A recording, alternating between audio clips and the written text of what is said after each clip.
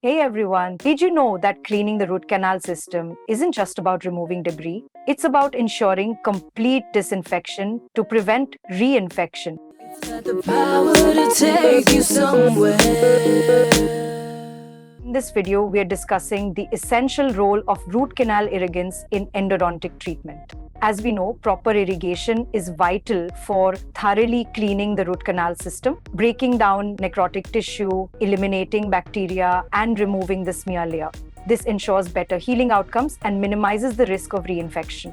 An effective root canal irrigant must disinfect and penetrate the dentine and its tubules, dissolve pulp tissue remnants and organic debris removal, and the smear layer for optimal canal cleanliness. Before we continue, make sure to give this video a thumbs up if you find it helpful, and don't forget to hit that subscribe button to stay updated with our latest content. Now let's dive back into the topic. Common root canal irrigants. Sodium hypochlorite. Sodium hypochlorite is one of the most widely used irrigants in endodontics, typically ranging from 0.5% to 5.25% in concentration. The free chlorine component is highly effective in dissolving both necrotic and vital tissue by breaking down proteins into amino acids. These are the advantages and disadvantages of sodium hypochlorite.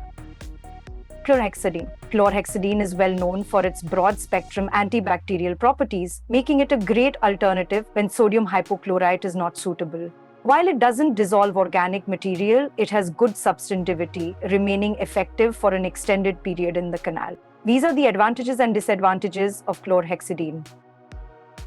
Ethylene diamine tetraacetic acid. EDTA is primarily used to remove the inorganic portion of the smear layer, acting as a chelating agent. It's particularly useful in removing mineralized tissue and opening dentinal tubules for better disinfection. These are the advantages and disadvantages of ethylene diamine tetraacetic acid, EDTA.